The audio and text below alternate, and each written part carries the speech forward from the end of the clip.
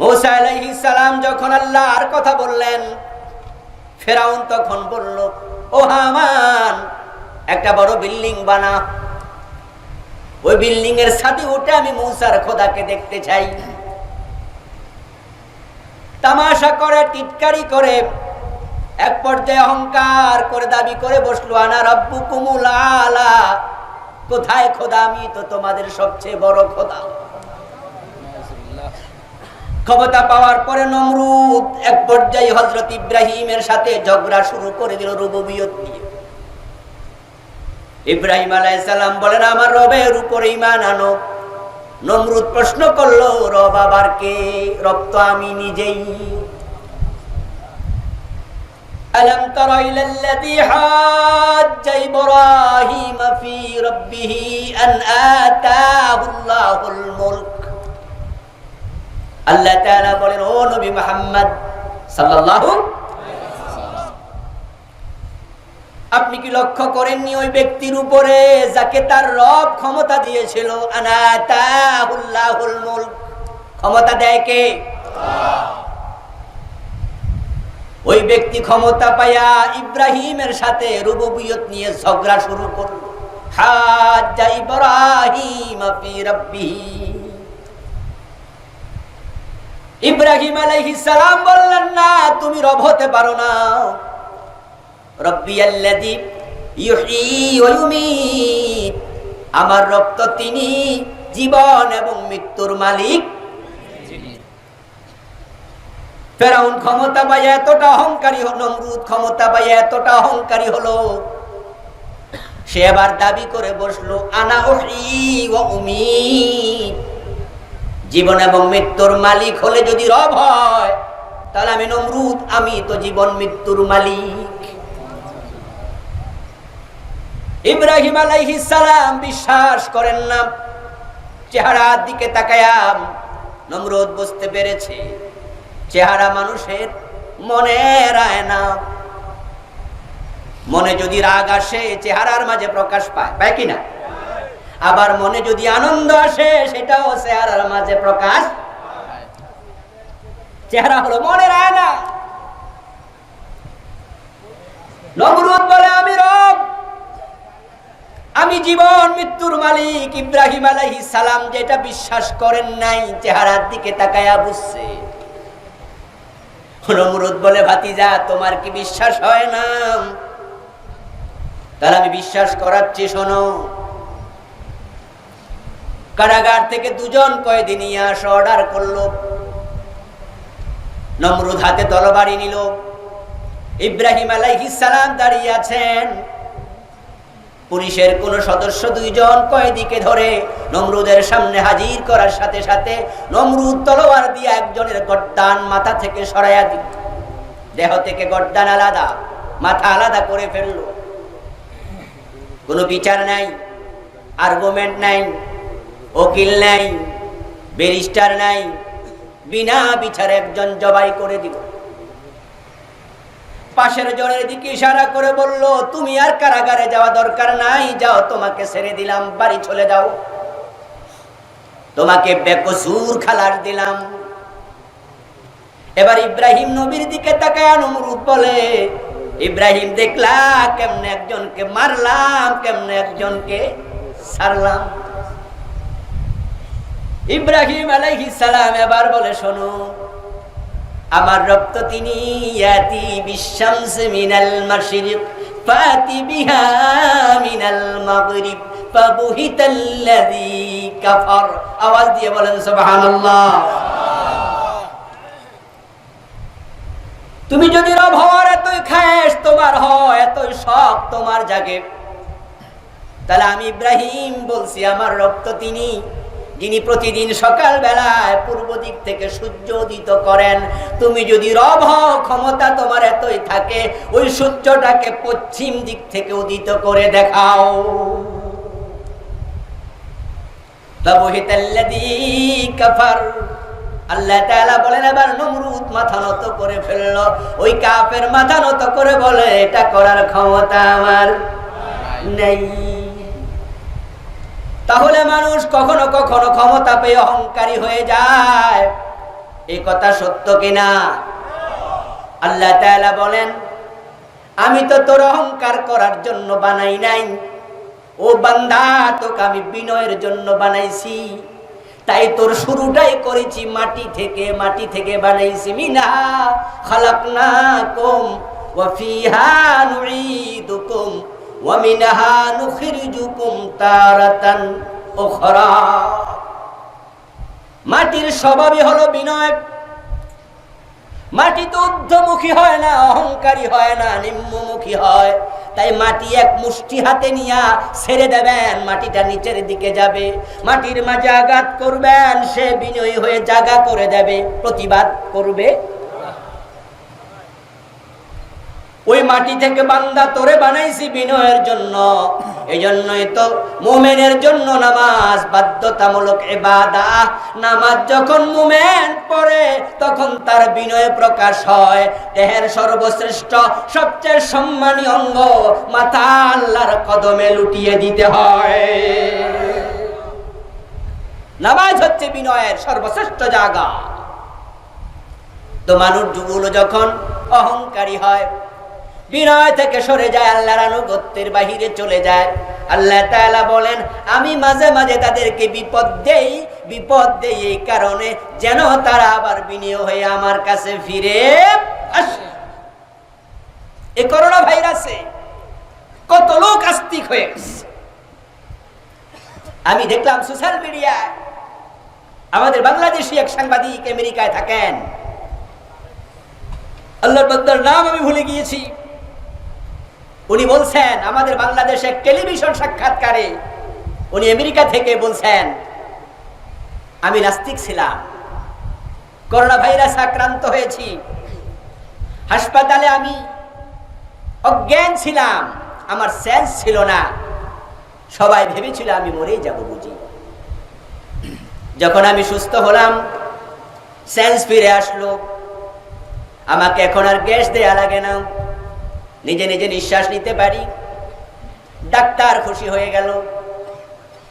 আমার মুখ থেকে গ্যাসের নল আলাদা করে ডাক্তার যখন দেখলাম আমি নিজে নিজে নিঃশ্বাস নিচ্ছি, ডাক্তার খুব আনন্দিত। একজন মহিলা ডাক্তার আমার পাশে দাঁড়ায়া ওই মহিলা ডাক্তার আমাকে বলতেছে, যখন তুমি সেন্সলেস, তোমার হুঁশ নাই, জ্ঞান নাই, তখন তুমি বিড়বিড় করে কি পড়তেছিলা?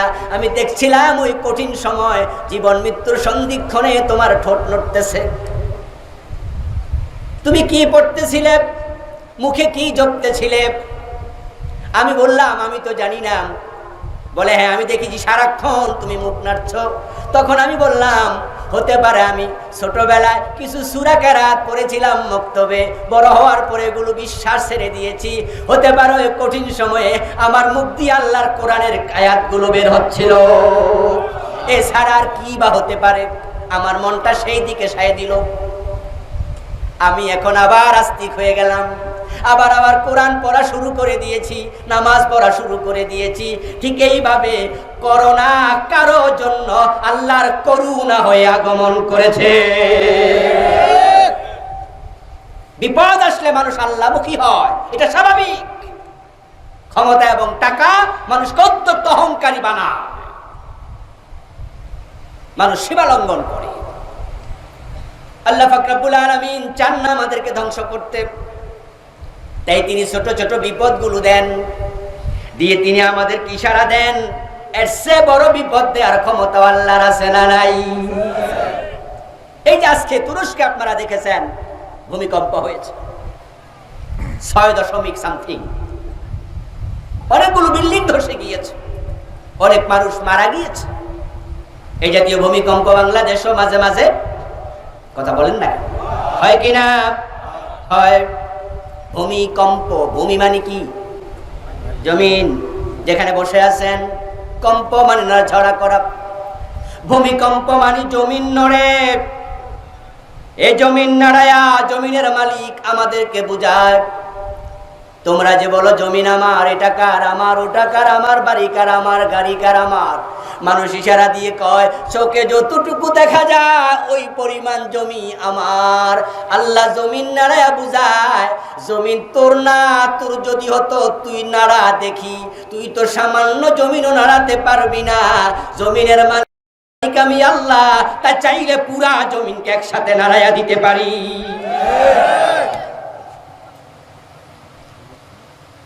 ইযা যুলজিলাতিল আরদু জিলজালাহা وأخرجت الأرض أثقالها وقال الإنسان ما لها। আরেকটা বড় ভূমিকম্প হবে, জালজালা হবে, ওই জালজালার নাম হলো কিয়ামত।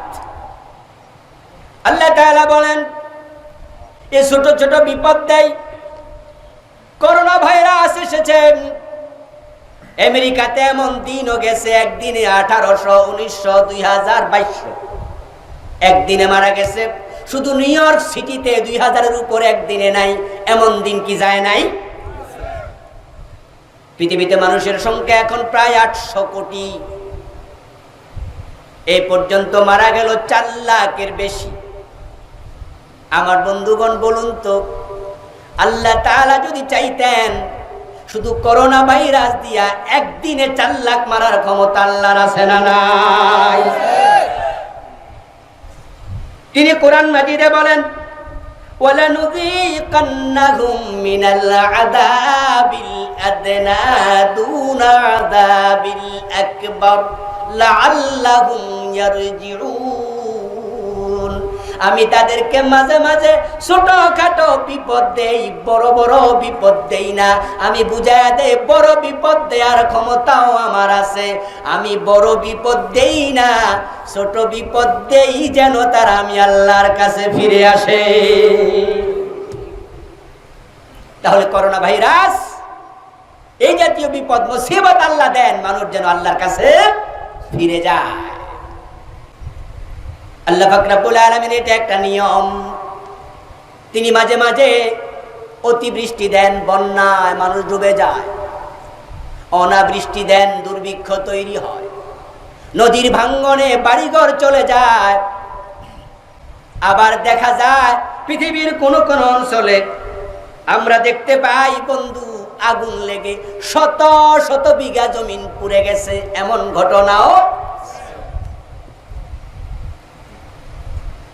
আগ্নেয়গিরি লাভা উৎগীরণ করে মাইলের পর মাইল জ্বালায়া দেয়, শত শত বাড়িঘর নিয়ে নদীতে তলিয়ে যায় নদী ভাঙ্গনে। হঠাৎ করে আপনজন মরে যায়, ব্যবসা ধস নেমে যায়। বিশাল লঞ্চে করে বিদেশ থেকে মাল আসছিল, হাজার হাজার কোটি টাকার মাল, সব নিয়ে লঞ্চটা সাগরে ডুবে যায়, এমন ঘটনাও। অতিবৃষ্টি, অনাবৃষ্টি, খরা, দুর্ভিক্ষ, মহামারী, কলেরা, টাইফয়েড, সোয়াইন ফ্লু, এই জাতীয় বিপদ মুসিবত আল্লাহ তাআলা মাঝে মাঝে দেন। এটা তার সিস্টেম, এটা অভ্যাস। এই ধাক্কাগুলো দিয়ে তিনি আমাদেরকে বুঝান ক্ষমতার মালিক তোমরা না, ক্ষমতার মালিক হলেন আল্লাহ। আপনারা দেখেছেন ইতালির প্রধানমন্ত্রী, তিনি আকাশের দিকে মাথা তুলে বলেছেন আমাদের যা করার চেষ্টা আমরা সব করেছি, এখন বাকি দায় দায়িত্ব আকাশের মালিক, আকাশওয়ালার, আমাদের আর কিচ্ছু করার। অথচ ইউরোপের দেশগুলো, আমেরিকার দেশগুলো এত অহংকার করত, তারা ভাবতো দুনিয়াতে তারা যা চা তাই করতে পারে, ক্ষমতার অভাব নাই। কিন্তু আল্লাহ দেখিয়ে দিয়েছেন ছোট্ট একটি ভাইরাসের সাথে পেরে উঠবা, ওই ক্ষমতাও তোমাদের। এটা এসে যায় বিপদ মুসিবত আল্লাহর সিস্টেমের কারণে। এই জাতীয় বিপদ মুসিবত আমাদের জীবনও আসে। আপনাদের জেনে রাখা লাগবে একটা বিপদ আল্লাহর অনুমতি ছাড়া আসে না। ঘর থেকে বের হয়েছেন হোঁচট খেয়ে, সিঁড়ি থেকে পড়ে পা ভেঙে গেছে, এমন ঘটনা হয় না? রাস্তায় বের হয়েছেন, রাস্তার পাশ দিয়ে হেঁটে যাবেন, রাস্তার পাশে দাঁড়িয়ে আছেন, পিছন থেকে গাড়ি ধাক্কা দিয়েছে, জায়গায় মরে গেছে। আপনাদের গাজীপুরের কৃতি সন্তান কালীগঞ্জের অধিবাসী মাওলানা আব্দুস সাত্তার মনে আছে? রাস্তার পাশে দাঁড়িয়েছিলেন, একটি গাড়ি এসে তাকে ধাক্কা দিল।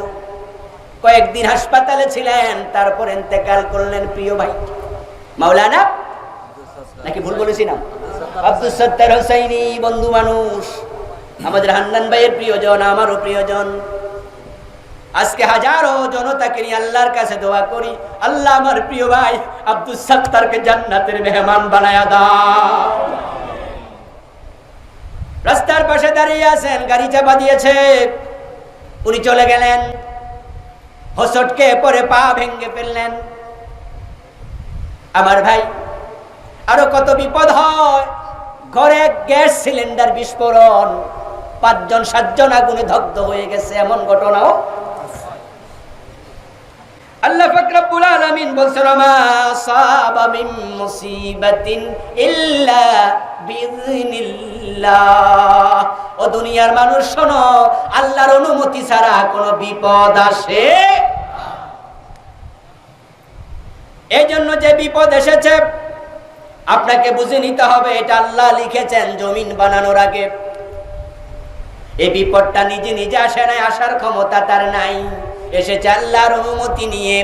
এখন আপনাকে ব্যাখ্যা করতে হবে বিপদটা আসলো কেন। এখানে দুটি কারণ, একটা হতে পারে আপনার জন্য পরীক্ষা, অথবা হতে পারে আপনার কৃতকর্মের ফলাফল। এটা আল্লাহর গজব। কথা বলেন? এই করোনা ভাইরাসে কত মুমিন, মুসল্লি, নামাজি, হাজি গাজিও মারা গেছে, যায় নাই? আবার এই করোনা ভাইরাসে নাস্তিক, বেনামাজি, কাফেরও মারা গেছে। আমার বন্ধু, দুইজনের জন্য একই কারণে করোনা আসে নাই, আল্লাহর পক্ষ থেকে অনুমতি নিয়ে এসেছে। কারো জন্য পরীক্ষা, কারো জন্য গজব। এখন আপনাকে হিসাব করতে হবে, আমি যে বিপদে পড়ে গেলাম, অ্যাক্সিডেন্ট করলাম, আমার ব্যবসা ধস হয়ে গেল, বাড়িতে আগুন লেগে গেল, সিলিন্ডার বিস্ফোরণ হলো, গাড়িতে চাপা পড়লাম, কেন হলো? আপনি হিসাব বের করবেন। যদি দেখেন অপরাধী, তাহলে আপনার উচিত এই বিপদ দেখে অপরাধ ছেড়ে দিয়ে আল্লাহর কাছে ফিরে আসা।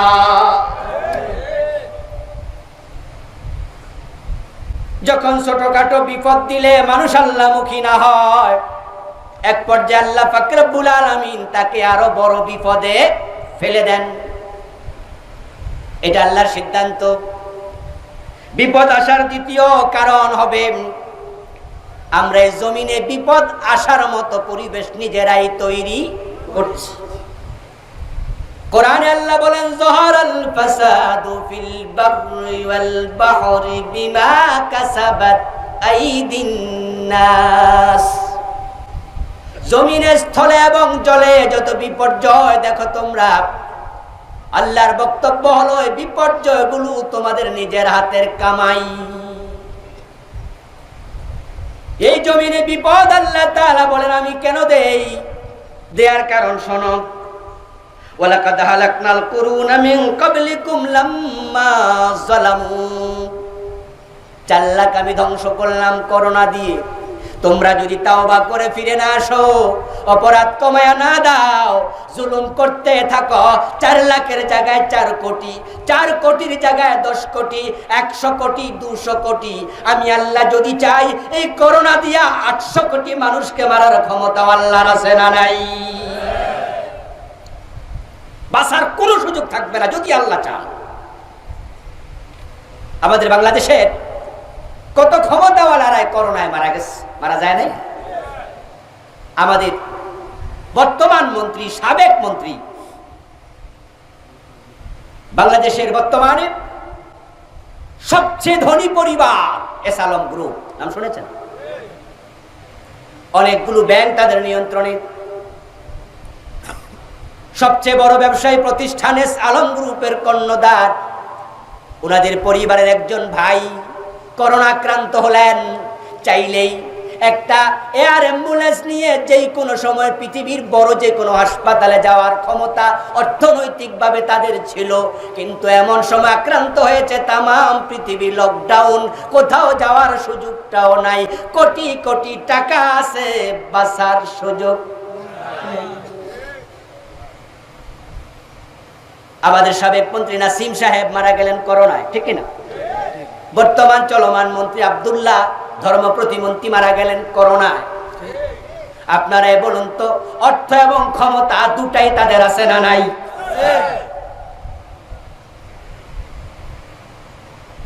আমেরিকার প্রেসিডেন্ট ডোনাল্ড ট্রাম্প করোনা আক্রান্ত হয়েছে। আল্লাহ তাআলা যদি চাইতেন করোনা দিয়া তাকে তিনি মেরে ফেলবেন, বলুন তো বাঁচানোর ক্ষমতা কি কারো ছিল? আল্লাহ পাক রব্বুল আলামিন আমাদেরকে সতর্ক করছেন, তোমরা যা করছো থেমে যাও। ওয়ালাকাদ হালাকনাল কুরুনা মিন ক্বাবলিকুম, আমি এই জাতীয় বড় বড় আযাব দিয়া, গজব দিয়া তোমাদের আগেও কত জাতিকে আমি ধ্বংস করেছি, কত জনপদ আমি উল্টায়া দিছি, গজব দিয়ে শেষ করেছি। লাম্মা যালামু, আর এই কাজ আমি তখন করেছি যখন তারা জালেম হয়ে গিয়েছে। এটা জুলমের ফল। মানুষ যখন জুলুম করে, মাজলুম আর্তনাদ করতে থাকে, মাজলুমের ফরিয়াদ যখন বেড়ে যায়, আল্লাহর গজব তখন নেমে আসে। ওয়াত্তাকু ফিতনাতাল লা তুসিবান্নাল্লাযীনা যালামু মিনকুম খাসসা। এবার আপনারা যারা জুলুম করেন নাই, ভালো মানুষ আক্রান্ত হয়েছেন, আপনার আত্মীয় আক্রান্ত হয়েছে, ভালো মানুষ, জালেম না।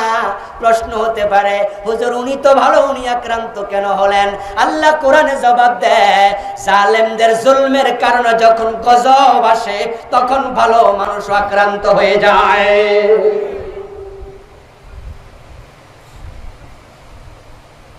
জুলুম যখন বেড়ে যায়, গজব তখন নেমে আসে। আজকের পৃথিবীতে জুলমের কোনো অভাব নাই। আমরা দেখেছি এই করোনার ৮-৯ মাসে ব্যক্তিগতভাবে আমি যে যোগ অঙ্ক কষেছি, হিসাব করেছি, আমি দেখেছি পৃথিবীতে যারা যত বড় জালেম তারা আক্রান্ত হয়েছে তত বেশি।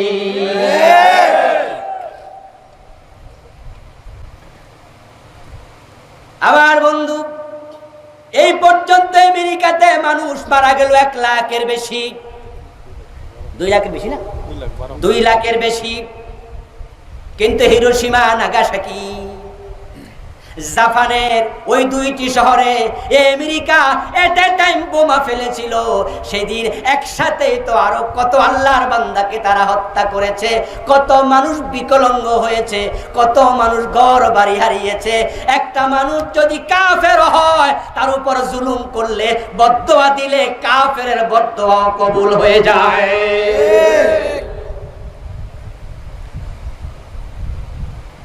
ইয়ামানে, সিরিয়া, বসনিয়া, সেসনিয়া, সোমালিয়া, কাশ্মীরে, আলজেরিয়া, ফিলিস্তিনে, আফগানিস্তান সহ তাকায়া দেখো মায়ানমারের দিকে, প্রতিদিন কত বনি আদমকে তারা হত্যা করেছে। এই মানুষগুলো মানুষকে মানুষ মনে করে নাই, তারা কচুর মতো কেটেছে, পাখির মতো গুলি করেছে, বম্বিং করে হত্যা করেছে। যখন জুলুম বেড়ে যায়, আল্লাহর গজব নেমে আসে। করোনা তার বাস্তব নমুনা। আল্লাহ তামাম পৃথিবীকে থামিয়ে দিয়েছে। মানুষ যেন তওবা করে, মানুষ যেন ফিরে আসে। আল্লাহ পাক রব্বুল আলামিন বলেন, ওয়া কাযালিকা নাযিল কওমাল মুজরিমিন। আমি জুলমের কারণে শুধু অতীতে গজব দেই নাই, ভবিষ্যতে সিস্টেম চালু থাকবে। যখন তোমরা জালেম হবে, আমার নতুন নতুন গজব এসে যাবে। আমার বন্ধু, কোভিড-19 করোনা ভাইরাস, আজ থেকে 10 মাস 11 মাস আগে এই ভাইরাসের নাম পৃথিবীর মানুষ জানতো না। কত বড় গজব! পৃথিবীতে বর্তমানে রাষ্ট্রের সংখ্যা 228টা, স্বাধীনতা পেয়েছে 195টা। 228টা রাষ্ট্রের মাঝে পৃথিবীর একটা রাষ্ট্র বাদ নাই যেখানে করোনা পৌঁছে নাই। যদি আপাত দৃষ্টিতে আমরা মনে করি করোনা একজনের গা থেকে আরেকজনের কাছে যায়, চিকিৎসা বিজ্ঞান সেটাই বলছে, আমরাও বিশ্বাস করছি। কিন্তু বন্ধু, করোনা ভাইরাস এক জায়গা থেকে আরেক জায়গায় যদি না যাইতো, তাহলে আপনি ভাবেন আপনার দেশে করোনা আসতো না? আমি বলি তোমার সাথে আমি একমত না। কারণ চায়নাতে প্রথম যখন করোনা ভাইরাস উৎপত্তি হয়, ওইটা আইছে কোত্থেকে? কথা কি বোঝেন? পৃথিবীতে প্রথম দেশ করোনা ভাইরাস আক্রান্ত, সে দেশের নাম কি? চায়না। তো চায়না থেকে বাংলাদেশে আসছে, বাংলাদেশ থেকে মায়ানমার গেছে, মায়ানমার থেকে আরেক দেশে গেছে, কিন্তু চায়নারটা কোত্থেকে আসছে? আল্লাহ পাক রব্বুল আলামিন পৃথিবীর 228 দেশকে একসাথে আক্রান্ত করলেন, কাউকে মুক্তি দিলেন না। তামাম পৃথিবীর মানুষগুলো অপরাধের সাথে মিশে গেছে। কেউ সরাসরি জালেম, কেউ সরাসরি জালেম নয়, জালেমের সাহায্যকারী। কেউ জালেমের সাহায্যকারী নয়, জালেমের সমর্থক। কেউ সমর্থন করে না, তবে চুপ থেকে মৌন সমর্থন করছে। আবার একদল আল্লাহর বান্দা আছে যারা জুলুমের প্রতিবাদ করছে, তবে ওই প্রতিবাদীর সংখ্যা বড়ই কমে গেছে।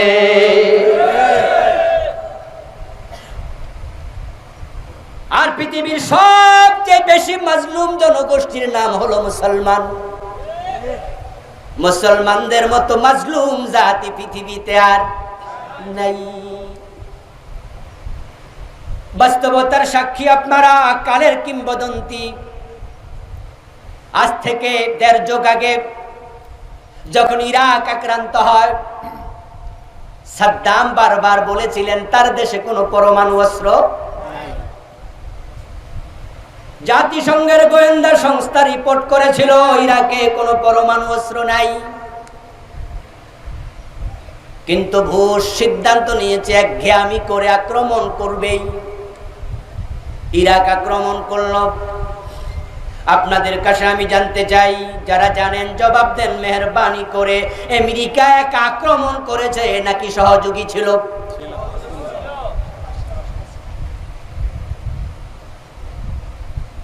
এই যে আমি এখানে বসে আছি, আমরা প্রোগ্রাম করতেছি কোন জায়গায় কোন জায়গায়, কোন মাহফিল, কোন মাঠে। আমার বন্ধু স্যাটেলাইট থেকে এটা দেখা যায় না? কথা বলেন, দেখা যায় কিনা?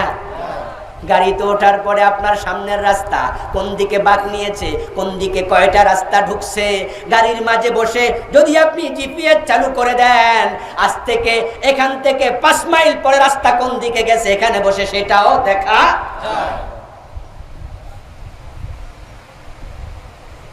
আমি এখান থেকে যাব নারায়ণগঞ্জ, নারায়ণগঞ্জ যে জায়গায় যাব, যেই বাজারে নামবো, এখানে বসে যদি আমি জিপিএস চালু করে দেই, ওই জায়গাটা লিখে দেই, ওই জায়গাটার রাস্তা সব দেখা যায়, কত কিলোমিটার সেটা দেখা যায়। যেই গাড়িতে বসেছি ওই গাড়ি কত কিলোমিটার গতিবেগে চলছে সেটা দেখা যায়। ঢাকা পার হওয়ার পরে কোন জায়গায় জ্যাম আছে কথা বলেন না কেন?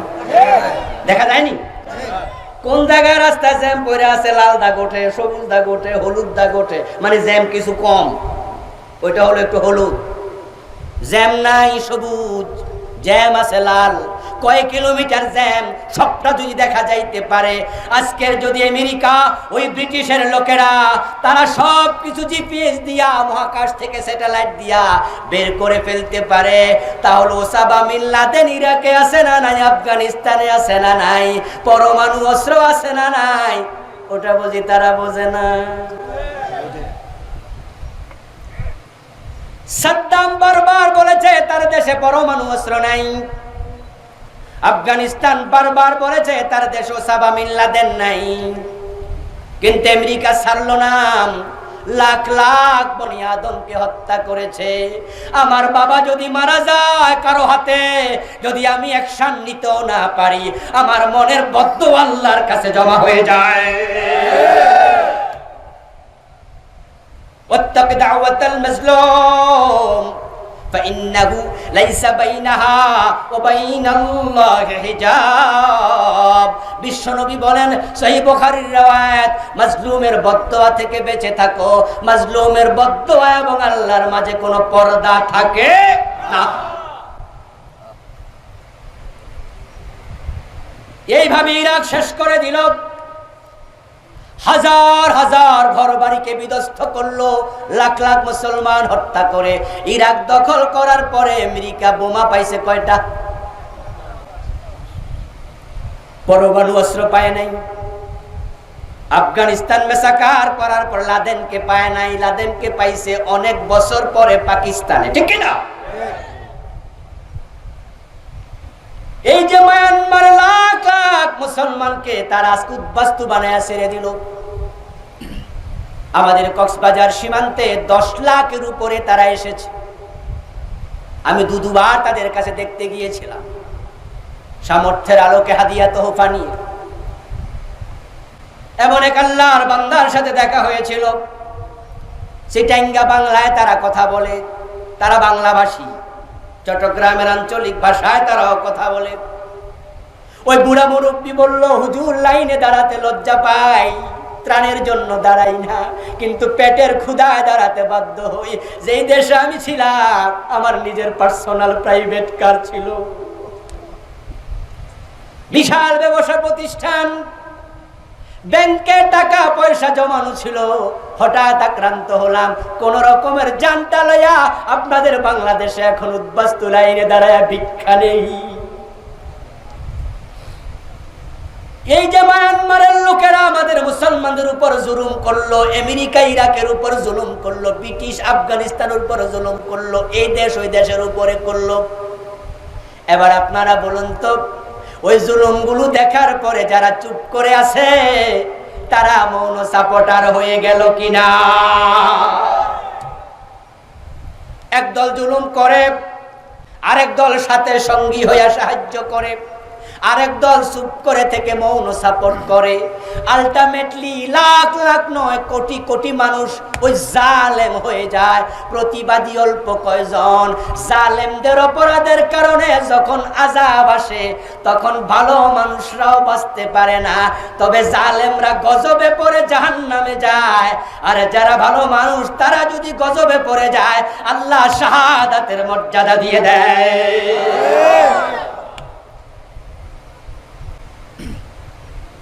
মা আয়েশা সিদ্দিকা রাদিয়াল্লাহু তাআলা আনহা বলছেন, রাসূলুল্লাহ সাল্লাল্লাহু আলাইহি ওয়াসাল্লামকে এই জাতীয় আযাব গজবের ব্যাপারে প্রশ্ন করা হলো। আল্লাহর হাবিব বলছেন, আত-তাউনু রিজসুন ওয়া বাকিয়াতুম মিন আযাবিন উযযিবা বিহি কওমুন ক্বাবলাকুম। এটা হলো গজব আযাব, অতীতের জাতিদেরকে আল্লাহ আযাব দিয়া শায়েস্তা করছে। যদি তোমরা সোজা না হও ওই আযাব তোমাদের উপরেও আসবে। লূত আলাইহিস সালামের জাতি যখন সীমা লঙ্ঘন করেছে, জুলুম দুপ্রকার, একটা নিজের নফসের উপরে আর একটা অন্যের উপরে। আদম আলাইহিস সালাম যখন জান্নাতে নিষিদ্ধ গাছের ফল ভক্ষণ করলেন তখন তিনি দোয়া করলেন, রব্বানা ظلمنا أنفسنا وإن لم تغفر لنا وترحمنا لنكونن من الخاسرين। বাংলা অর্থ হলো, হে আল্লাহ আমি নফসের উপরে জুলুম করেছি। জুলুম করলে গজব আসে। ওই জুলুম দুই প্রকার, নফসের উপরে অথবা অন্যের উপরে। লূত আলাইহিস সালামের জাতি ছেলে ছেলে বিয়ে করত, মানে ছেলে ছেলে সমকামিতা করত। লূত আলাইহিস সালাম নিষেধ করলেন, তার জাতি তার কথা শুনল না। যখন সীমা লঙ্ঘন করলো আল্লাহ গজব দেওয়ার জন্য দুজন ফেরেশতা পাঠালেন। ওই দুজন ফেরেশতা ওনার বাড়িতে বিকাল বেলায় ঢুকলো, না দোষ নো দোষ। একেবারে তাগড়া যুবক, এখনো পূর্ণ যৌবনে পা রাখিনি, মোষ উঠেছে দাঁড়িয়ে ওঠেনি, চেহারা বড় সুন্দর। লূত আলাইহিস সালামের বাড়িতে এসেছে। ওই জালেম মানুষগুলো, আমাদের দেশের বখাটে ছেলেরা সুন্দরী মেয়ে দেখলে যেমন পিছু নেয়, লূত আলাইহিস সালামের জাতির ওই জালেমগুলো ওই যুবকদের পিছু। লূত আলাইহিস সালাম বললেন, মেহমানদের সম্মান করো, অপমান করো না। আমার বাড়িতে তোমরা কেন এসেছো? খারাপ চিন্তা পরিত্যাগ করো, চলে যাও। তারা বলল, না, মেহমানদেরকে আমাদের হাতে তুলে দাও। হযরত লূত আলাইহিস সালাম বললেন, যদি তোমরা প্রস্তাব দাও, আমার মেয়ে বিয়ে দিতে রাজি, মেহমান তোমাদের হাতে দিতে রাজি। ওই জালেমগুলো উত্তরে বলে, মেয়ের প্রতি আমাদের কোনো হাজত নেই, প্রয়োজন নেই, আমরা ছেলেদেরকে চাই। লূত আলাইহিস সালাম মেহমানদের কাছে গিয়ে বললেন, বাবারা, তোমরা কোত্থেকে আমার বাড়িতে এসেছো আমি জানি না, তোমাদেরকে আমি বিদায় জানাতে চাই, এহতেরাম করতে পারবো না, সন্ধ্যার আগে তোমরা চলে যাও, না হয় জালেমদের হাত থেকে ইজ্জত বাঁচানো যাবে। ওই দুই যুবক হযরত লূত আলাইহিস সালামের কাছে গিয়ে আস্তে করে বলল, আল্লাহর নবী, টেনশন করার কারণ নাই, তাদের সাথে ফয়সালার জন্য আল্লাহ আমাদেরকে পাঠাইছেন। ফয়সালা বেশি দেরি নয়, সকাল বেলায় হবে, সুবহে সাদেকের আখ্যান দিয়া। রাত তো আগমন করছে, আপনি নিশ্চিন্তে থাকেন। তবে আল্লাহর বক্তব্য হলো, সন্ধ্যার পর পর আপনি এলাকা ছেড়ে বের হয়ে যান। আপনার সাথে যারা ঈমান এনেছে তাদেরকে সাথে নিয়ে চলে যাওয়ার জন্য আল্লাহ বলেছেন, ফয়সালার জন্য তাদেরকে আমাদের হাতে ছেড়ে দেন। লূত আলাইহিস সালাম চলে যাবেন।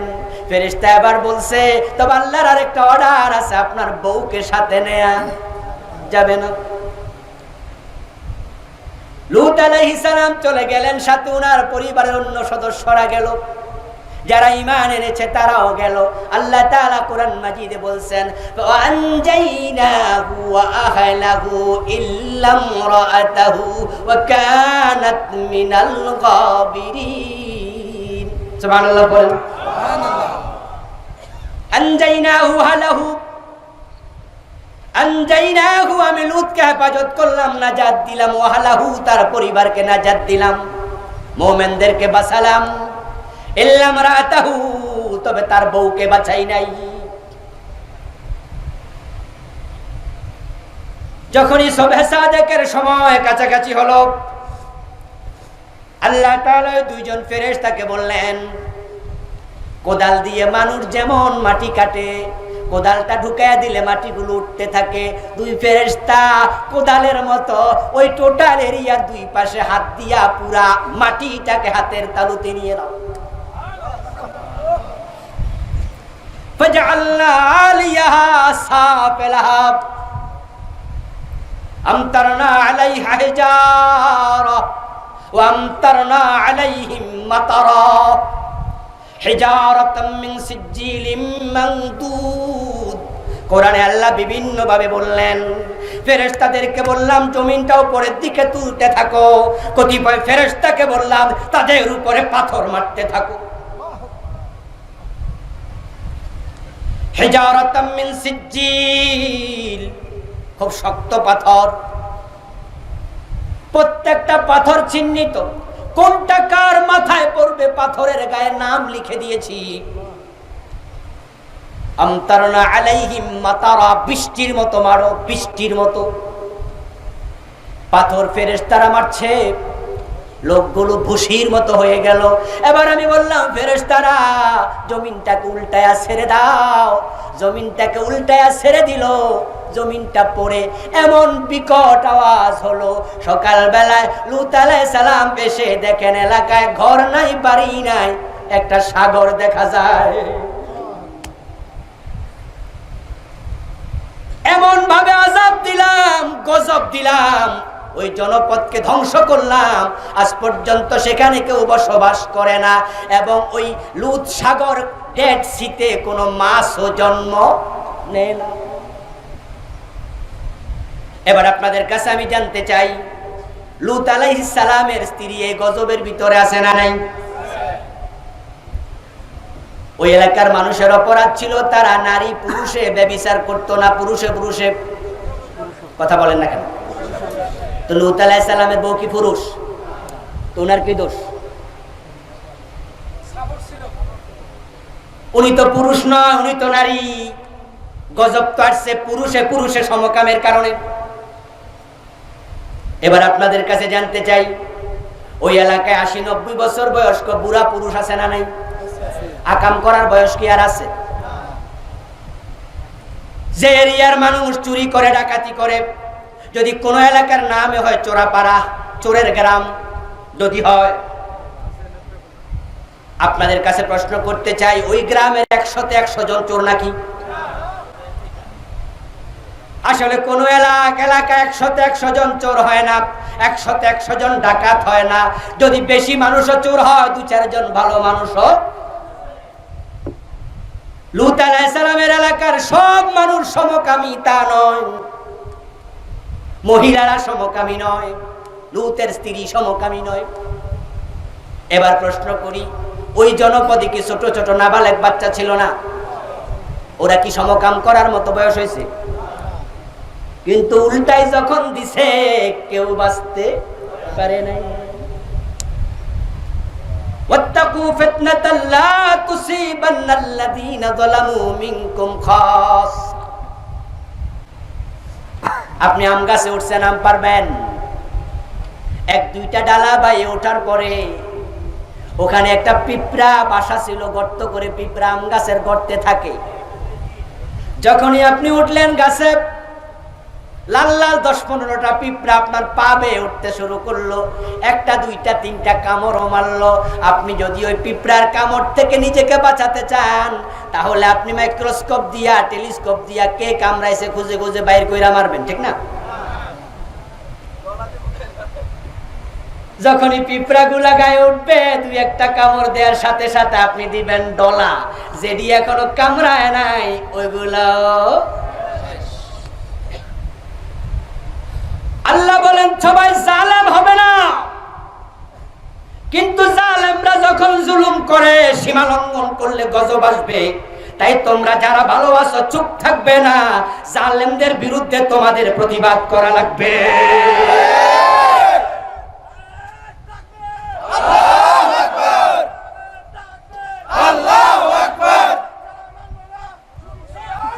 আমার মুসলমান ভাইয়ের, আজকের পৃথিবীতে আর একটা জুলুম শুরু হলো। ওই জুলুমটা শুরু করেছে ফ্রান্সের রাষ্ট্রীয় সরকারের মদদে, রাষ্ট্রের মদদে শুরু হয়েছে। একটা রাষ্ট্রপ্রধান এত নিচে নামতে পারে এটা আমার জানা ছিল না। আমরা দেখেছি ফ্রান্সে রাসূল সাল্লাল্লাহু আলাইহি ওয়াসাল্লামের ব্যঙ্গচিত্র আঁকায়া ওয়ালের মাঝে পুলিশি প্রহরায় তারা তুলে রেখেছে। ফ্রান্সের শহরে রাসূলকে হেয় করার সিদ্ধান্ত রাষ্ট্র নিয়ে অপকর্ম শুরু করেছে। এটা রাসূলের উপরে জুলুম, চরম মানের জুলুম। বিশ্ব নবীর অপমান আল্লাহ সহ্য করবে না, গজব এসে যেতে পারে। ওই গজব থেকে বাঁচতে চাইলে তামাম পৃথিবীর সব ভালো মানুষগুলো প্রতিবাদী হওয়া দরকার।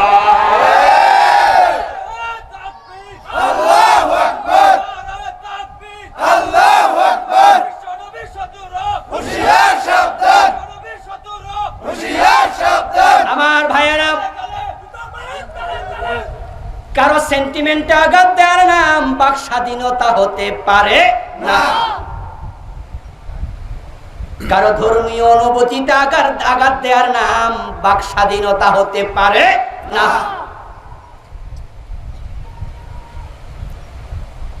নবী মুহাম্মদ আপনার কাছে যদি বিশ্বাস না হয়, আপনি মানবেন না। আপনাকে কেউ তো জোর করে মানাতে যায় নাই। আপনার ভালো লাগে না, আপনি মানবেন না। কিন্তু অন্যের ভালো লাগার মাঝে আঘাত দেওয়ার কোন অধিকার আপনার থাকবে না, অধিকার নাই। যদি আপনি ঘরে বসে থাকেন, চুপ করে থাকেন, প্রতিবাদ না করে, তাহলে প্রমাণ হবে আপনিও মৌন সাপোর্টার হয়ে গেছেন।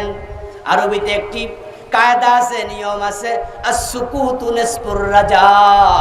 যদি কেউ চুপ থাকে, বাংলায় প্রবাদ আছে, মৌনতা সম্মতির লক্ষণ। ঠিক।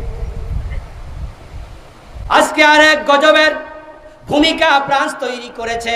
রাসূল সাল্লাল্লাহু আলাইহি ওয়াসাল্লামকে ব্যঙ্গচিত্র এঁকে হেয় করা যাবে না, ছোট করা যাবে না, কারণ রাসূলের ইজ্জতের নিরাপত্তার দায়িত্ব নিয়েছেন স্বয়ং আল্লাহ। তিনি কোরআন মাজিদে বলেছেন, ওয়ারাফানা লাকা যিকরাক, ও নবী, আপনার সম্মান, আপনার নামের মর্যাদা আমি আল্লাহ উপরে তুলে দিয়েছি।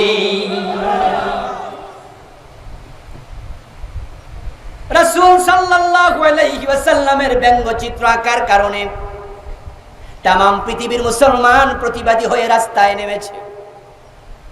পৃথিবীতে এখনো কোটি কোটি মুসলমান আছে, তার প্রমাণ পাওয়া যাচ্ছে। আমরা বাংলায়রা বাংলার রাস্তায় নামে প্রতিবাদ করছি, পাকিস্তান করতেছে, তুরস্ক করতেছে, এইভাবে তামাম দুনিয়ার মুসলমান প্রতিবাদী হয়ে রাস্তায় নেমেছে। যদি আমরা প্রতিবাদ বন্ধ করে দেই, আল্লাহর নবীর সম্মান সামান্য কমবে না। তবে প্রতিবাদ না করার কারণে গজব আসলে কেউ বাঁচতে পারবেন না।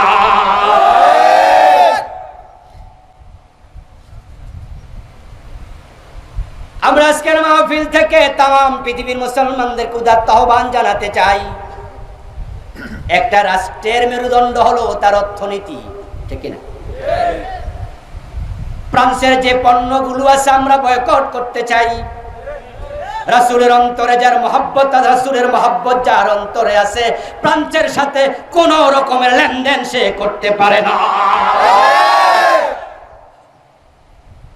আপনারা যারা এখানে চিন্তাশীল গবেষক আছেন, ঔষধের দোকানে কোন কোন ঔষধ ফ্রান্সের, যারা বিল্ডিং বানান কোন কোন ইনস্ট্রুমেন্ট গুলো ফ্রান্সের, যারা মিল ইন্ডাস্ট্রি পরিচালনা করেন কোন কোন যন্ত্রপাতি ফ্রান্সের, যারা গাড়ি বানান গাড়ির কোন কোন যন্ত্র ফ্রান্সের। এইভাবে প্রত্যেকটি সেক্টরে ফ্রান্সের পণ্যগুলো চিহ্নিত করে ওই পণ্যগুলো যদি আমরা বয়কট করা শুরু করে দেই, পৃথিবীতে প্রায় 200 কোটি মুসলমান ফ্রান্স পঙ্গু হয়ে যাবে। হাজার হাজার কোটি বিলিয়ন ডলার তাদের বিপর্যস্ত হবে। তারপরে এবার আমরা নিয়মতান্ত্রিক পন্থায় প্রতিবাদ করব। আযাব গজব থেকে বাঁচতে হলে আমাদেরকে অন্যায়ের প্রতিবাদ করতেই। আমার বন্ধু, আল্লাহ পাক রব্বুল আলামিন অতীতের জাতিকে গজব দিয়ে আমাদের সতর্ক করছেন। যদি আমরা অপরাধ করি, জুলুম করি, অপরাধ থেকে ফিরে না আসি, গজব আমাদের উপরেও আসতে। আরেকটি কারণে গজব আসে, যেটা বললাম, পরীক্ষা। আল্লাহ পাক রব্বুল আলামিন মাঝে মাঝে বিপদ মুসিবত দিয়ে আমাদের ঈমানের পরীক্ষা করবেন, এমন আলোচনা আল্লাহর কোরআনে আছে না নাই? আমার সাথে তেলাওয়াত করুন, পড়ুন যারা পারেন। ওয়ালা নাবলুওয়ান্নাকুম বিশাইইম মিনাল খাউফি ওয়াল জুই ওয়া নাকসিম মিনাল আমওয়ালি ওয়াল আনফুসি ওয়াস সামারাত ওয়া বাশশিরিস সাবিরিন। বলেন সুবহানাল্লাহ। সুবহানাল্লাহ। আহাসিবান নাসু আন ইউতরাকু أن يقولوا آمنا وهم لا يفتنون। আল্লাহ তাআলা বলেন, মানুষ কি মনে করেছে ঈমান এনেছি বললেই ছেড়ে দেব? তাদের ঈমান আসল না ভেজাল, আমি কি পরীক্ষা করব? ওয়ালানাবলুওয়ান্নাকুম, অবশ্যই আমি তোমাদের পরীক্ষা করব। কে বলছেন? কি দিয়ে পরীক্ষা করবেন? এবার বলছেন বিশাইইম মিনাল খাউফ, আমি ভয় দিয়ে পরীক্ষা করব। ওয়াল জু, ক্ষুধা দিয়ে পরীক্ষা করব। ওয়া নাকসিম মিনাল আমওয়ালি ওয়াল আনফুসি ওয়াস সামারাত, পরীক্ষা করব তোমাদের জান এবং মালের ক্ষতি দিয়ে। এই করোনা ভাইরাস এসেছে, জালেমদের জুলমের প্রতিফল এটা হতে পারে, হওয়ার সম্ভাবনাই বেশি। কারণ আমরা দেখেছি, আলহামদুলিল্লাহ আলহামদুলিল্লাহ আলহামদুলিল্লাহ, পৃথিবীতে মুসলমান রাষ্ট্রের সংখ্যা কয়টা? ওআইসি সদস্য সংখ্যা কত? 57। ওআইসির সদস্যশিপ পায় নাই এমন মুসলিম রাষ্ট্র আছে। তাহলে যদি আমরা কমপক্ষে 57টা ধরি, আপনি তাকিয়ে দেখুন এই করোনা ভাইরাস ইরান ছাড়া আর কোন মুসলিম রাষ্ট্রে ব্যাপকভাবে ছড়ায় নাই।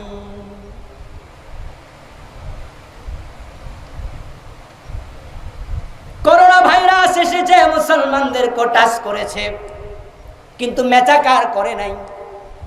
বাংলাদেশের দিকে তাকান, আমরা গরিব রাষ্ট্র, সরকার লকডাউন দেয়। ওই যখন চরম ভাবে লকডাউন চলছিল, আমার বাসাটাও কাউরান বাজারের পাশে। আমি কাউরান বাজারে মাঝে মাঝে খরচার জন্য যাইয়া দেখতাম কাঁচামালের আড়তে কোনো লকডাউন। রিক্সাওয়ালা গুলো লকডাউন মানতেছে না, হুজুর পেটে ভাত নাই, যদি বাহির হই করোনা ধরবো, ঘরে থাকলে না খেয়ে মরবো, তো না খেয়ে ধুকে ধুকে মরবো কেমনে? তাই তো আমরা গরিব বাহিরে চলে আসছি। দিনমজুর করোনার লকডাউন মানে না, ঠেলাওয়ালা মানে না, এত মানুষ বস্তিতে থাকে, মাথায় মাথায় একসাথে থাকে, এত অসতর্কই জাতি, সতর্কতা বোঝে না। দেখলাম সোশ্যাল মিডিয়ায় সাংবাদিক একজন মহিলাকে প্রশ্ন করছে, এই মহিলা তোমার মাস্ক কই? মহিলা কয় মাস্ক কেন? করোনা হইব। আমি পান খাই, পান খাইলে করোনা হয় না। আপনারা দেখছিলেন? এই মহিলার কথাটাকে আমি সাপোর্ট করি না, সতর্কতার কথা ইসলামে আছে না নাই? কিন্তু মহিলা অসতর্ক, বুঝেই না। বরং বন্ধু মাস্ক মুখে দেয়া, অনেকে মনে করে নিঃশ্বাস বন্ধ হয়ে যাব। পুলিশে পিটাইয়া মাস্ক পরাতে পারে না। 18 কোটি মানুষের দেশ, এক একটা গাড়ির মাঝে লোকাল বাসে মানুষ ধরবে 30 জন, ওঠে 70 জন, ঠিক না বেঠিক? বস্তিগুলাতে গেলে করোনা কারে কহেরা মনে হয় শুনে নাই। দূরত্ব মানে না, স্বাস্থ্যবিধি মানে না, হ্যান্ড স্যানিটাইজার মানে না, মাস্ক মানে না। তারপরও এখনো বাংলাদেশে 5-7 হাজারের বেশি মরে নাই। হেফাজত করেছেন কে?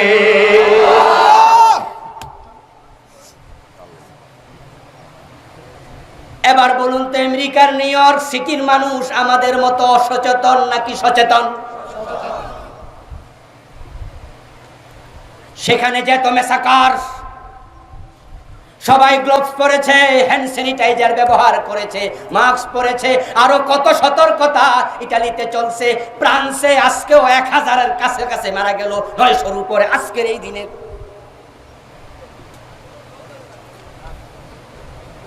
আমার ভাইয়েরা, আপনাদের একটা কথা আমি স্মরণ করিয়ে দিতে চাই, সেটা হলো আমরা মুসলমান যারা এফেক্টেড হয়েছি, আমরা জালেম নই, আমরা প্রতিবাদ করেছি।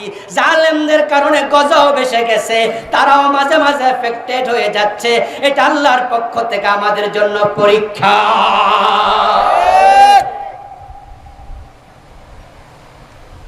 আল্লাহ বলে, আমি জানমালের ক্ষতি দিয়ে পরীক্ষা করব।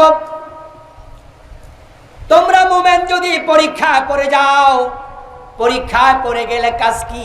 হতাশ হওয়া, হাউতাশ করা, হায় হোসেন করে বুক থাপড়ানো, গায়ের জামা ছেঁড়া না। বন্ধু, যখন আমরা বিপদে মুসিবতে পড়ি, তখন আমাদের কাজ কি হবে? আল্লাহ তাআলা বলেন, সবাই আমার সাথে পড়ুন, ইযা আসাবাতহুম মুসিবাতুন ক্বালু ইন্না লিল্লাহি ওয়া ইন্না ইলাইহি রাজিউন। আওয়াজ দিয়ে বলেন সুবহানাল্লাহ। বিপদ মুসিবত কি আমাদের নাই? রাসূল সাল্লাল্লাহু আলাইহি ওয়াসাল্লামের মতো মহামানব গাদার পিঠে ওঠার সময় পিছল খেয়ে পড়ে গেছেন, পড়ে তিনি পায়ে ব্যথা পেয়েছেন, পাটা মচকায়া গেছে। নবী মুহাম্মদুর রাসূলুল্লাহ কয়েক ওয়াক্ত নামাজ মাটিতে বসে বসে পড়া লাগছে, দাঁড়ানোর ক্ষমতা ওনার ছিল না। রাসূল সাল্লাল্লাহু আলাইহি ওয়াসাল্লাম যদি পিছল খায়া পড়তে পারে, পা মচকাতে পারে, বিপদ মুসিবত আপনার হতে পারে না?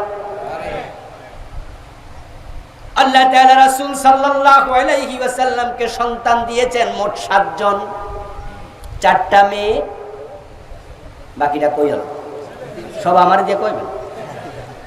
7 জনের মাঝে মেয়ে কয়টা? ছেলে কয়টা? 3 জন ছেলে 4 জন মেয়ে। সন্তানের মৃত্যুর খবরের মতো দুঃসংবাদ বাবার কাছে দুনিয়াতে আর একটাও নাই। সন্তানের লাশের মতো ভারী কোন জিনিস বাবার কাঁধে আর নেই। ওই নবী মুহাম্মদুর রাসূলুল্লাহ সাল্লাল্লাহু আলাইহি ওয়াসাল্লামের 7 জন সন্তানের মাঝে ওনার জীবদ্দশায় আল্লাহ 6 জন কেড়ে নিয়েছেন। রাসূলুল্লাহ নিজে 6 জনের লাশ দাফন করছে।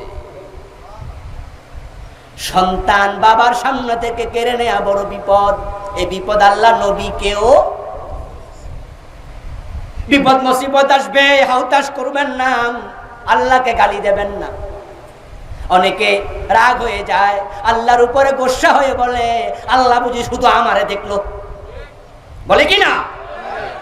অনেকে বলে হুজুর আমি তো নামাজ ছাড়ি না, হুজুর আমারে তো বিপদ কেন? আমি বলবো দোস্ত শোনো, নবী মুহাম্মদুর রাসূলুল্লাহর জীবনের দিকে তাকাও। জন্মের আগে বাবা নাই, জন্মের কিছুদিন পরে তো 5 বছর বয়সে মা নাই, দাদার বাড়িতে গেলেন 8 বছর বয়সে দাদা নাই, মা হারা, বাবা হারা, চাচা হারা, দাদা হারা। আমার প্রিয় নবী মুহাম্মদুর রাসূলুল্লাহ সন্তান হারা। যখন আপনার সন্তান আল্লাহ কেড়ে নেয় আর আপনি ধৈর্য ধরতে পারেন, করোনায় আপনি মারা যাবেন, সন্তান মারা যাবে, বিপদ আসবে, মুসিবত আসবে, আপনার দায়িত্ব কালু ইন্না লিল্লাহ, বিপদ দেখে বলবে আমি তো আল্লাহর জন্য, ওয়া ইন্না ইলাইহি রাজিউন, আমার সন্তান নয়, আমার বাবা নয়, শুধুমাত্র আমাকেও যাওয়া লাগবে। মায়ের কোল থেকে সন্তান ফেরেশতা কেড়ে নেয়, আল্লাহর জিম্মায় যখন রূহটাকে রাখে, আল্লাহর কাছে গিয়ে রিপোর্ট জমা দেয়, আল্লাহ অমুক গ্রামে সন্তান জান কবজের জন্য আমাকে পাঠাইছো, আমি আজরাইলের পক্ষ থেকে জান কবজ করেছি, আমি আজরাইলের সহযোগী। ও আল্লাহ, আজরাইলের মাধ্যমে আপনার কাছে রিপোর্ট পেশ করলাম। রিপোর্ট পাওয়ার পরে আল্লাহ তাআলা জিজ্ঞাসা করেন আকাবাতুম ওয়ালাদা আবদি আকাবাতুম সামরাতা ফুয়াদিহি, ও আমার ফেরেশতা, আমার বান্দার কলিজার ধন বুঝি তুই কেড়ে নিয়ে আসছস? প্রশ্ন করে কে? একটু জোরে বলেন, প্রশ্ন করে কে? আল্লাহ। সন্তান কলিজার ধন, আল্লাহ কয় সামরাতা ফুয়াদি, তার হৃদয়ের ফল। ও আমার ফেরেশতা, আমার সন্তান, আমার বান্দার সন্তান কেড়ে আনছিস, তার কলিজার টুকরাটা কেড়ে নিয়ে আসছিস তার কোল থেকে। ফেরেশতা তখন বলে হ্যাঁ খোদা, এটা তো আপনার অর্ডার। আল্লাহ আবার প্রশ্ন করেন মাযা ক্বাল আবদি, এত বড় বিপদ দেখার পরে আমি আল্লাহর ব্যাপারে আমার বান্দার ধারণা কি, সে কি বলেছে আমাকে একটু শোনা। ফেরেশতা বলে হামেদাকা ওয়াস্তারজা, ও আল্লাহ, সন্তানের মৃত্যুর খবর শুনেছে বাবা, গাজীপুর বাজারে ব্যবসা করে, বাড়ি থেকে মোবাইলে জানানো হলো তোমার ছেলেটা পানিতে ডুবে মারা গেছে, হয় না? অ্যাক্সিডেন্ট করে মারা গেছে। মায়ের কোল সন্তান চলে যাচ্ছে, মা নিজের চোখে দেখছে কিভাবে তার নিঃশ্বাস উঠতেছে নামতেছে, হঠাৎ করে চলে গেছে। আল্লাহ বলেন ওই মৃত্যু দেখে, মৃত্যুর কথা শুনে আমার বান্দা কি বলেছে আমারে শোনা, কারণ আমার বান্দা তো জানে আমি আল্লাহর অর্ডার ছাড়া কারো মৃত্যু হয়। ফেরেশতা বলে আল্লাহ, আজকে যে বাচ্চাটাকে কেড়ে আনলাম, তার মৃত্যু দেখে তার মা তার বাবা পড়েছে ইন্না লিল্লাহি ওয়া ইন্না ইলাইহি রাজিউন। আল্লাহ বলে সে আমার উপরে খুশি, আমার উপরে নারাজ হয় না। সে আসার জন্য ঘোষণা দিয়ে বসে আছে। ও আমার ফেরেশতারা, এত বড় বিপদ দেখে আমার উপরে আমার বান্দা নারাজ হয় নাই। ইবনু লাহু ফিল বাইতি জান্নাতিল ইবনু লাহু বাইতান ফিল জান্নাহ ওয়া সাম্মুহু বাইতাল হামদ। আমি খুশি হয়ে অর্ডার করলাম জান্নাতের মাঝে এর পুরস্কার হিসাবে একটা ঘর আমার বান্দার জন্য বানায়া দাও। সুবহানাল্লাহ। বিপদ আসবে, মুসিবত আসবে, ধৈর্য ধরতে হবে। রাসূলুল্লাহ সাল্লাল্লাহু আলাইহি ওয়াসাল্লাম বলছেন, ইন্না ইজামাল জাযা মা ইজামিল বালা। যার বিপদ যত বড় তার পুরস্কারও তত বড়। বিপদ কে দেয়? আল্লাহ। কথা বলতে হবে, বিপদ কে দেয়? আল্লাহ। আরে গরিব মানুষ রিকশা কিনছে, অনেক দিনের শখ একটা ফেডেল ব্যতীত ইঞ্জিনওয়ালা রিকশা কিনবে। টাকা জমায় জমায় রিকশাটা কিনছে। স্বপ্নের বাস্তবায়নে মনে আনন্দ ধরে না। যাত্রী নিয়ে গাজীপুরে যাচ্ছে, রাস্তায় উঠছে, পিছন দিয়া ট্রাকে ধাক্কা দিয়া ধুমরে মুছরে শেষ করে দিল। ওই গরিব মানুষটার জন্য এটা বড় বিপদ। লাখ লাখ টাকা খরচ করে দোকানটা সাজাইছেন, লাখ লাখ টাকার মাল তুলেছেন, কারেন্টের শর্ট সার্কিট থেকে আগুন লেগে দোকান পুরাটা জ্বলে পুড়ে ছাই। এমন ঘটনা ঘটে কিনা? ঘটে না? এই যে বিপদ আসলো, আপনার কাজ কি? আপনার কাজ হলো ধৈর্য ধরা। যদি ধৈর্য ধরতে পারেন, রাসূলের শিখানো দোয়া শিখবেন, আল্লাহর শিখানো দোয়া, ইন্না লিল্লাহি ওয়া ইন্না ইলাইহি রাজিউন। বিশ্বনবীর শিখানো দোয়া আছে, রাসূলুল্লাহ সাল্লাল্লাহু আলাইহি ওয়াসাল্লাম ওই দোয়া শিখিয়েছেন। সেই দোয়াটা হলো, আল্লাহুম্মা আজিরনি ফি মুসিবাতি ওয়া খুলুফ লি খায়রাম মিনহা।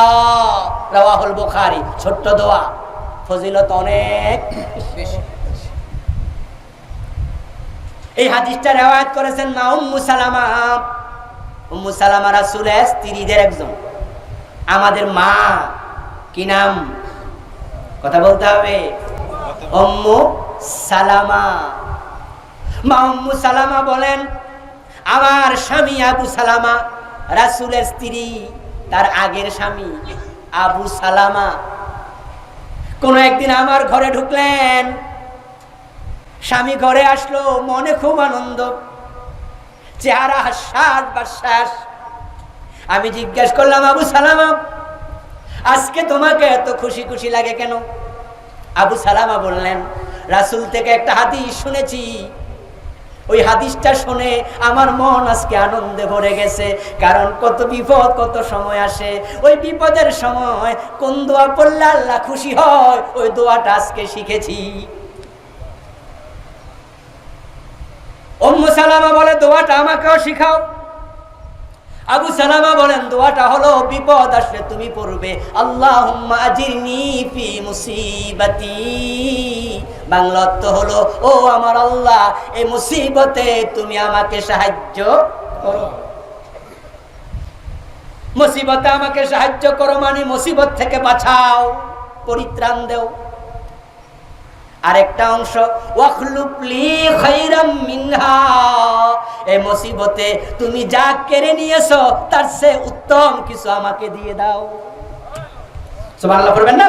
সুবহানাল্লাহ। আচ্ছা আমার ভাইরা বলুন তো, বিপদে পড়ে যা হারাইছেন তার চেয়ে উত্তম কিছু দেয়ার মালিক, দেয়ার ক্ষমতা আল্লাহর আছে না নাই? আছে। উম্মু সালামা বলেন, দোয়াটা আমি মুখস্থ করে নিলাম। কয়েকদিন পরে আমার স্বামী আবু সালামা মারা গেলেন। একজন নারীর কাছে স্বামীর মৃত্যুর সংবাদ বড়ই কষ্টের, বড়ই দুঃখের।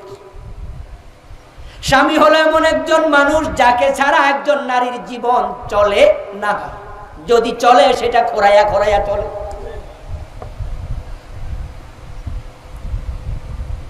একজন নারীকে যদি আপনি 10 জন 12 জন আত্মীয়ের নাম বলেন, আপনার ছেলে, আপনার মেয়ে, ওই নারীর স্বামী, ওই নারীর বাবা, ওই নারীর মা, ওই নারীর ভাই, ওই নারীর বোন। এইভাবে 10-12 জন আত্মীয়ের তালিকা দিলেন। তালিকা দেওয়ার পরে আপনি যদি আবার তার হাতে কলম দেন, কলম দিয়ে বলেন, আমি আপনাকে বলি এই 12 জন আত্মীয় থেকে একজনকে আপনার কাটতে হবে, ক্রস দিতে হবে, বাদ দিতে হবে, আপনি বাদ দেন। নারী বলবে সন্তানকে বাদ দিয়ে চলবে না, মা বাবাও লাগবে। ঠিক আছে, এখানে তালিকার মাঝে মা না থাকলেও চলে। কথা বোঝেন? 11 নম্বর এবার বলা হলো 11 জন থেকে একজন বাদ দেন। তাকায়া দেখে বলবে চাচা না হলেও 9 নম্বর বাদ দেন, 8 নম্বর বাদ দেন, 7 নম্বর বাদ দেন, 6 নম্বর বাদ দেন, 3 নম্বর বাদ দেন। এভাবে বাদ দিতে দিতে নিজের সন্তানের কাছে আসবে। 3 নম্বরে সন্তান, 2 নম্বরে স্বামী, লাস্টে উনি নিজে।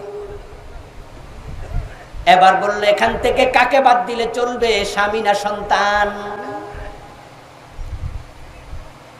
ও দুজন থেকে একজন বেছে নেন, কাকে নিয়ে চলবেন। যদিও কলিজা কষ্ট, সন্তানকে কেমনে বাদ দেই, কিন্তু যদি বলা হয় কাটতেই হবে, বাদ দিতেই হবে, বেছে নেন। নারী অনেক কষ্টের সাথে সন্তানের নাম কাটবে, স্বামীর নামটা কাটবে না, কারণ স্বামী ছাড়া নারীর জীবন চলে।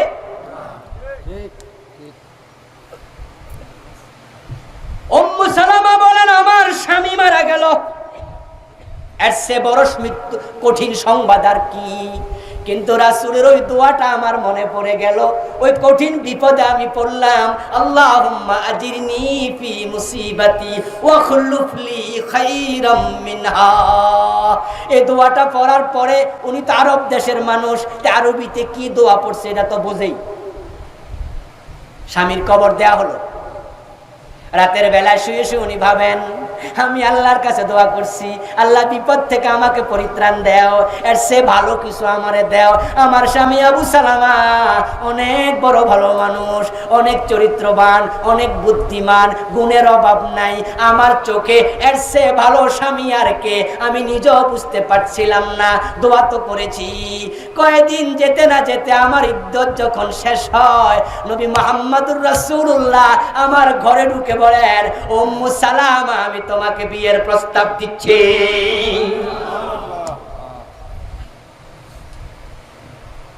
আবু উম্মু সালামা বলেন আমি অবাক হয়ে গেলাম, ওই দোয়া আল্লাহ কিভাবে কবুল করলেন। আমি বলেছি আমার স্বামী আবু সালামার চেয়ে আরো ভালো কিছু দাও। আমি তো তখন বুঝে শুনে দোয়াটাও করি নাই, শিখছি তাই করছি। কিন্তু আল্লাহ দোয়ার মূল্য কত দেয়, নবী মুহাম্মদকে স্বামী বানায় আমার ঘরে পাঠিয়ে দিল। এই জন্য বিপদ মুসিবতে পড়লে আল্লাহর কাছে দোয়া করা দরকার আছে না নাই? হাদিসের দোয়া উসলাহুল মুমিন, দোয়া হলো মুমিনের কাছে অস্ত্রের মতো। বিপদে মুসিবতে পড়ে দোয়া শিখিয়েছেন আল্লাহ নিজে। হযরতে ইউনূস আলাইহিস সালাম মাছের পেটে একটা দোয়া করছে, ওই দোয়াটার নাম হয়ে গেছে দোয়ায়ে ইউনূস।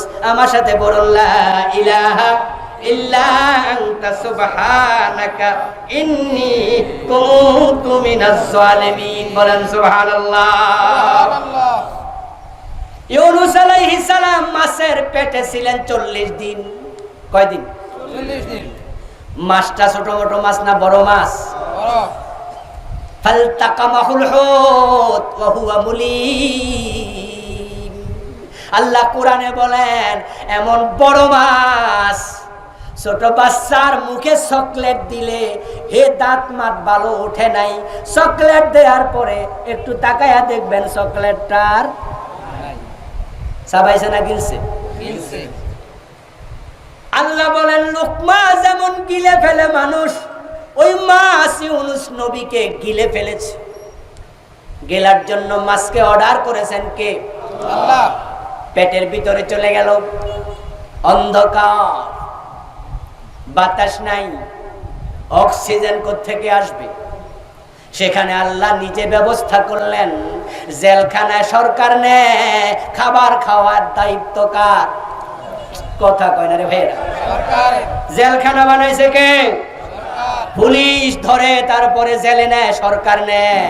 যেমন আপনি আর আমি যদি কাউকে ধরি বাড়িতে চোর ঢুকছে, হেরে ধইরা ডাইরেক্ট গাজীপুর জেলখানার গেটে নিয়ে যদি কই ও জেলখানার পুলিশ ঢুকাও, ঢুকাবে? সিস্টেম নাই। আপনি সরকারের কাছে দেন, সরকার ঢুকাবে। আর জেলে যখন সরকার নেয় তখন সেখানে 2 বেলা খাবারের ব্যবস্থাও করে সরকার। আল্লাহ ইউনূস নবীরে মাছের পেটে নিস, অক্সিজেন লাগলে সাপ্লাই দেবেন কে? আল্লাহ। বাতাস লাগলে সাপ্লাই দেবেন কে? আল্লাহ। খাবার লাগলে সাপ্লাই দেবেন কে? আল্লাহ। ইউনূস নবী মাছের পেটে 40 দিন চলে গেল। ওনার মনে পড়ে গেল কাজটা তো আমি ঠিক করি নাই। আমার যে এলাকায় দাওয়াতি কাজের দায়িত্ব, ওই এলাকার নাম ছিল নিনুয়া। আমি ওই নিনুয়া নামক এলাকা অতিক্রম করে চলে যাচ্ছিলাম নৌকায় চড়ে। আল্লাহর অনুমতি নেই নাই, তিনি আমার উপর রাগ করেছেন, তাই আমাকে মাছের পেটে ঢুকাইয়া দিছে। আমি অন্যায় করে ফেলেছি, তাই মাছের পেটে বলে লা ইলাহা ইল্লা আনতা সুবহানাক, ও আমার আল্লাহ তুমি ছাড়া ইলাহা নাই, পুত পবিত্র তুমি। ইন্নী কুনতু মিনাজ জালিমিন, আমি অন্যায় করে ফেলেছি। বিপদ মুসিবত যখন আসবে আত্মসমালোচনা করবেন, আমার অপরাধ আসছে কিনা। আমার ছেলেটা অ্যাক্সিডেন্ট করলো কেন? সে তো নিষ্পাপ। আমার মেয়েটা অ্যাক্সিডেন্ট করলো কেন? ব্যবসাটা লস হলো কেন? আত্মসমালোচনা করবেন। আপনার ছেলে নিষ্পাপ, আপনার মেয়ে নিষ্পাপ। অনেক সময় এমন হয় বাপের অপরাধের কারণে সন্তানের উপর আল্লাহ গজব দিয়ে দেয়, কারণ সন্তান আপনার সম্পদের মতো। আত্মসমালোচনা করি ইউনূস আলাইহিস সালামের মতো বলুন ইন্নী কুনতু মিনাজ জালিমিন। আল্লাহ তাআলা কোরআন মাজিদে বলেন, ইউনূস যদি ইস্তিগফার না করত, লাউলা আন্নাহু কানা মিনাল মুসাব্বিহিন লালাবাসা ফি বাতনিহি ইলা ইয়াউমিন ইউবআসুন। ইউনূস যদি তাসবিহ না পড়তো, ইস্তিগফার না করত, ক্ষমা না চাইতো, মাছের পেটে আমি আল্লাহ কিয়ামত পর্যন্ত বন্দী করে রেখে দিতাম। কিন্তু আমার ইউনূস যখন ইন্নী কুনতু মিনাজ জালিমিন বলল, আমি আল্লাহ দেরি করি নাই, আমার রহমতের সাগরে জোয়ার উঠে গেছে। আমি মাছকে বলেছি, ও মাছ তীরে চলে যা, আমার ইউনূসকে বমি করে দে। ফাস্তাজাবনা লাহু ওয়া নাজ্জাইনাহু, পড়েন না কেন? পারেন না? মিনাল গামবি ওয়া কাযালিকা নুনজিল মুমিনিন। আল্লাহ আবার আমাদেরকে বলে, দুনিয়ার মানুষ ও কুরআনওয়ালারা শোনো, আমি ইউনূসের ডাকে সাড়া দিয়েছি, তাকে মাছের পেট থেকে মুক্তি দিয়েছি। ওয়া কাযালিকা নুনজি, অনুরূপভাবে তোমরা যদি বিপদে পড়ে যাও, ক্ষমা চাইলে তোমাদেরকে মুক্তি দিয়ে দেব। দোয়া লাগবে, দোয়া।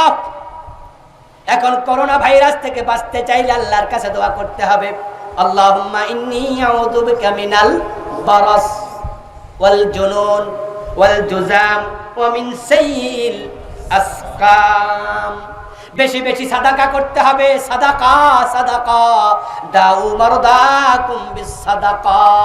অসুখ হয়েছে, ডাক্তারের কাছে যাবেন, ঠিক আছে, ঔষধ কিনবেন, তাও ঠিক আছে, কিন্তু মাথায় রাখুন আল্লাহ যদি সুস্থ না করে, ঔষধে সুস্থ করার ক্ষমতা নাই। তাই রাসূলুল্লাহ বলেন, দাউ মারদাকুম বিস সাদাকা। তুমি ডাক্তারের কাছে যাও, ঠিক আছে, তবে আমি নবী মুহাম্মদ বলি, সাদাকা করার মাধ্যমে রোগের চিকিৎসা করো। তোমার রব চাইলে ঔষধ ছাড়া অসুস্থ করতে পারে। as-sadaqatu taruddul bala। সাদাকার ক্ষমতা এত বেশি, বিপদ এসেছে, আপনি গরিবকে টাকা দিয়ে দেন, ওই সাদাকা ওই বিপদটাকে ফিরিয়ে দেয়। as-sadaqatu tudfi ghadabar rabb। আপনার রব আপনার উপরে রাগ হয়ে গেছে, আপনি বুঝেছেন এমন কাম আমি করছি, আল্লাহ খুশি হতে পারে না। আল্লাহর হাবিব বলে তুমি সাদাকা করো, বিশেষত গোপনে করো। as-sadaqatus sirr, গোপন সাদাকা, সাদাকাতুস সির তুতফি গাদাবুর রাব, তুতফি গাদাবার রাব। গোপনে সাদাকা করলে আল্লাহর রাগটা কমে যায়। বিপদ থেকে বাঁচতে চাও দোস্ত, সালাতুল হাজত পড়ো। রাসূল সাল্লাল্লাহু আলাইহি ওয়াসাল্লাম যখন বিপদ দেখতেন নামাজে দাঁড়িয়ে যেতেন। আমাদের দেশের লোকেরা কেউ কেউ আছে বিপদ মুসিবতে পড়লে মাজারে সিন্নি মানত করে, আছে না নাই? মাজারে গরু মানত করে। মাজারে যেও না দোস্ত, রবের কাছে যাও। কেউ ফিরে না খালি হাতে, খাজারে তোর দরবারে, এমন গান গায় এবং বিপদে পড়লে আজমির শরীফে চলে যায় এমন মুসলমানের সন্তানও আছে। অথচ রাসূল কি বলেন? আকরাবু মা ইয়াকুনুল আবদু মির রাব্বিহি ওয়া হুয়া সাজিদ ফাকসিরুদ দুআ, রাওয়াহু মুসলিম। আল্লাহর হাবিব বলে বান্দা যখন সিজদা যায় সে তার আল্লাহর কাছে চলে যায়।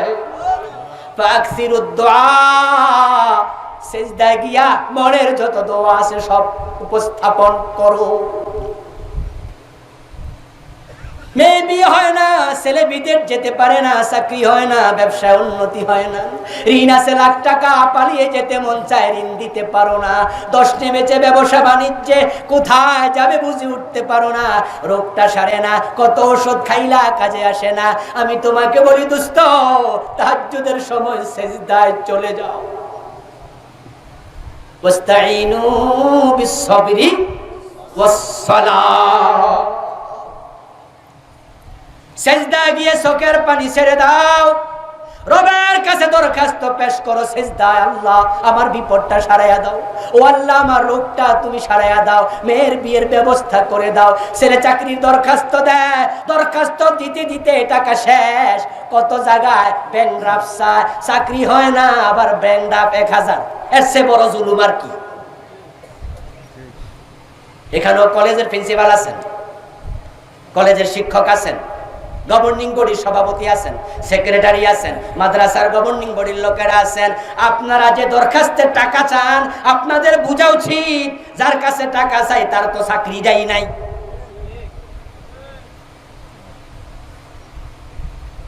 আপনি চাকরি পান না, ছেলের চাকরি হয় না, সিজদা গিয়ে দরখাস্ত করো।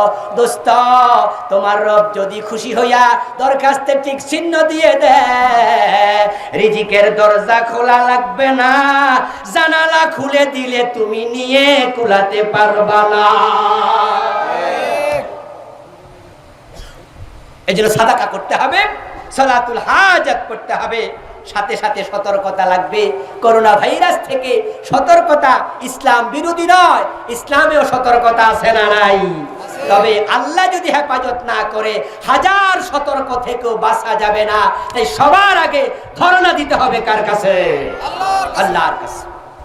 আল্লাহ তাআলা আমাদের সকলকে বিপদ মুসিবতে ধৈর্যের সাথে হতাশ না হয়ে আল্লাহর উপর তাওয়াক্কুল রেখে আগানোর তৌফিক দান করুন। আল্লাহর উপরে ভরসা রাখা দরকার আছে কিনা? আওয়াজ করতে হবে, দরকার আছে কিনা? আমার ভাইরা, এই যে মাহফিল আজকে হয়েছে, আপনারা খুশি না বেজার? খুশি হলে কেউ উঠতে পারবেন না, একজন উঠবেন না। যুবকের আয়োজন করেছে, তাদের জন্য দোয়া করা দরকার আছে কিনা? যুবকদের এই আয়োজন ভবিষ্যতে হোক, আপনারা চান? এটা আওয়াজ করতে হবে, ভবিষ্যতে হোক, চান কিনা? গাজীপুরের এই মাহফিল দিয়ে সামনের মাহফিল গুলো খুলে যাবে ইনশাআল্লাহ, ঠিক না? এই মাহফিল উদাহরণ হয়ে যাবে, সামনের মাহফিল গুলো যেন প্রশাসন অনুমতি দেয়, এই মাহফিলকে উদাহরণ হিসেবে ব্যবহার করা যাবে। এই যুবকদের উপরে আমরা খুশি। আচ্ছা, যারা যারা আপনারা ভবিষ্যতে মাহফিল হোক চান, তারা একটু হাত দেখান তো দেখি, একটু কষ্ট দেবো 1-2 মিনিটের জন্য। নারে তাকবীর, দুই হাত একসাথে তোলো, নারে তাকবীর। এবার বাম হাতটা একটু নামান, একটু কষ্ট দেব, ডান হাতটা একটু তুলে রাখুন প্লিজ। যদি খুশি হন, 10-এর লাঠি, কথা বলতে হবে, 10-এর লাঠি, তাদেরকে 10 টাকা দিলে আপনার কমে যাবে, তারা উৎসাহিত হবে। 10, 20, 50, 100, 1000, আমিও পকেটে হাত দিচ্ছি, আপনারাও দেবেন। একজন উঠবেন না, পরিস্থিতিটা